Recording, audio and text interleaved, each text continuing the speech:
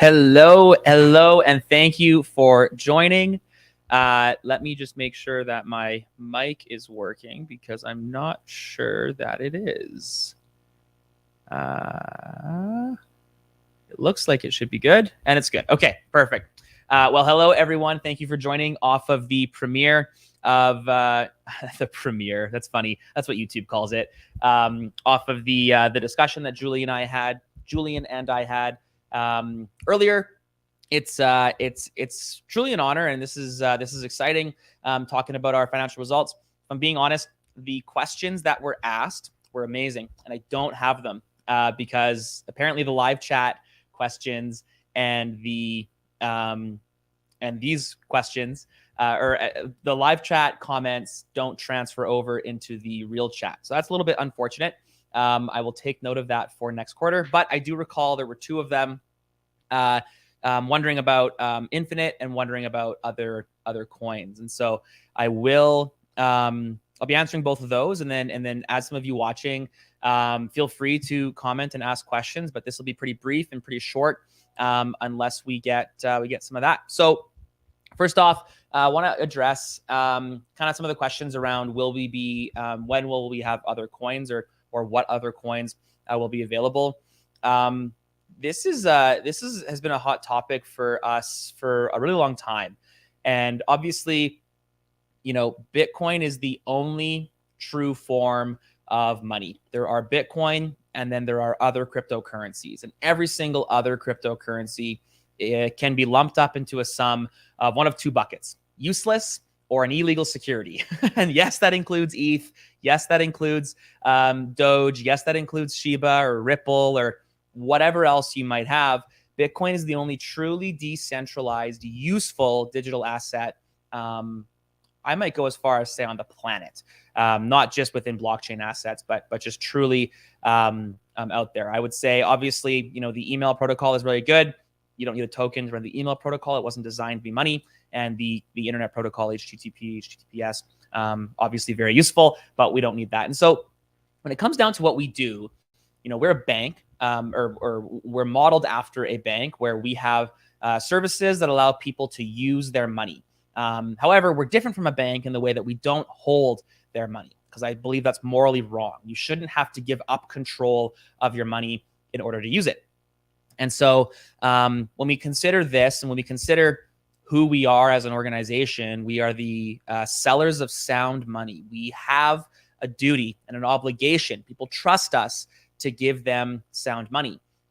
If we start kind of offering up the crypto casino, so to speak, I think some of that trust erodes. There's a place for the crypto casino. Don't get me wrong. I love going to the casino. The other night, maybe a couple weeks ago, I was at the casino with some friends. We were watching the hockey game and playing blackjack. And internally here, we have poker nights. I love the casino. But when I go to the casino, I don't go there thinking I'm going to work. I don't tell my wife I'm going to work. I say I'm going to the casino. I'm throwing this money away. This is the cost of my entertainment. When I buy Bitcoin, I'm saving money. I'm literally saving energy, saving the value that I create with my time, and moving it into the future through a protocol. Bitcoin is actually a lot less of a financial instrument than I think we kind of talk about it and give it credit for. And so will we be offering other coins? Right now, I would say no. If you asked me to put a gun to my head and made me make a decision right now, I would say no. The reason is because I do not believe well, first of all, it's illegal to sell the majority of them. Anyone selling you right now, Ripple, or selling you coins, unless they're properly regulated, it's illegal for them to sell that. Those are deemed illegal securities, with the exception of Bitcoin Cash, Ethereum, and Litecoin, hilariously, because they have the same properties as others. So, however, I do recognize that there's a time and a place for the crypto casino. And we as a team have to figure out how we want to incorporate that into our product. In my mind, it should look a lot more like one of two things: either a crypto casino, let's call it what it is, or more of like a safe injection site. The reason people are so dialed in and so excited about, broader crypto is because they have a fiat mindset. It's because they're stuck in a world in which the money is devalued so poorly and at such a great pace that they're forced to gamble with their money to seek yield. They're forced to gamble with their money to seek returns because they're used to the money going away and disappearing at the hand of inflation. And so when we remove ourselves from that, when we have a form of money that doesn't erode on the short term, when we have a form of money that doesn't erode over a generational time period, that gambling becomes way more problematic. Give you a great example. Myself, in like 2015, 2016, I love sports betting. I think it gets me a lot more excited about the game. And I used to bet, a couple $100 on a football game here and there. Well, at that time, that's like half a Bitcoin, 1 Bitcoin.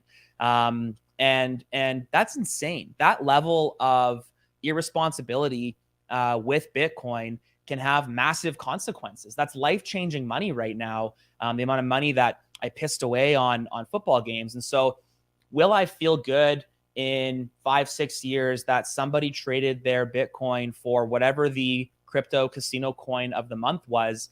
I don't feel good facilitating that. And so figuring out how to do that safely and properly with the appropriate amount of education. And it might end up that we just don't.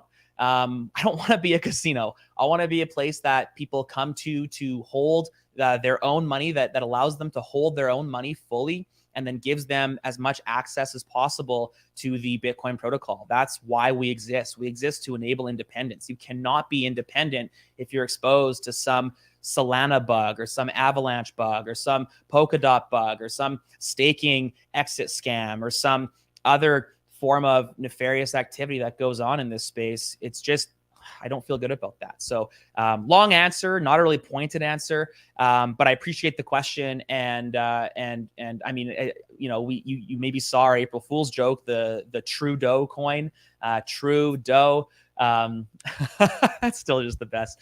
And I had friends texting me like, hey, I thought you were against this. What are you doing? Blah, blah, blah. And I was like, I'm a changed man. You got to give people what they want. And that was funny to play along with. But at the end of the day, like, that's preposterous to think that, our version of a crypto coin, this Trudeau coin that we kind of thought up in an afternoon, actually would have had more utility than some of the other tokens that are out there is preposterous. That should really be offensive to think that people are selling and staking and participating in this ecosystem. I mean, this is akin, like right now, what we're seeing in my mind is akin to doctors prescribing opioids while knowing full well that it was addictive and saying it wasn't. If we don't start talking about the damages that the crypto casino can have to the longevity of our wealth, we're going to cause harm to lives. And I think that that's an important piece to recognize. So yeah, there's the answer. As far as Infinite, how's Infinite going? As you heard my discussions with Julian a couple minutes ago, Infinite itself is a volatile business unit. It is designed to target and service individuals, specifically individuals looking to make large purchases, businesses, and family trusts. And so when individuals, businesses, and family trusts don't need or think they want to buy Bitcoin, then that business unit suffers. And so how's it going? Really, really well. The processes that are designed, the landing pages that are up, the lead generation that we're developing is going very, very well. That hasn't turned into meaningful revenue in Q1. We're betting on the expansion into the US. We're going to 10x that market size, and we're betting that's going to bring some market. And then also, with the market continually increasing, this business unit is designed to be able to absolutely explode and scale when the market kind of returns. So I guess all that to say, how's it going? Slow. But I think this time next year, when we've got these processes set up that are designed to scale with the Bitcoin market, I think we'll be very, very happy with the results. So with that, I'm going to talk for like probably 3 more minutes just about the portal, about the platform, some of the stuff that we're excited about, some of the stuff that we've launched, and unless there's other questions that are going to pop up in the chat, I'll take off after that. So effectively, as of today, you can now pay your bills right inside the portal. This was possible before at bitcoinwall.com, but it wasn't done inside the portal. It wasn't a clean experience. We've done it in such a way that you actually pay multiple bills now through one single TX ID, which is pretty cool. You need to be using a wallet that allows a pay to many function, but we've got this screen very similar to your bank account where you add your payee. You simply type in the amount of the bill that you want to pay and click go. We generate multiple QR codes for each payee, and then you can scan, add to many, or pay to many, pay to many, pay to many, and then one TX ID goes out to pay all the bills. Why this is so cool and why this is revolutionary is because the address that you pay is now the static address for that bill. And what that means is if you've got a credit card that you continually want to pay with Bitcoin, you don't even have to log into the platform.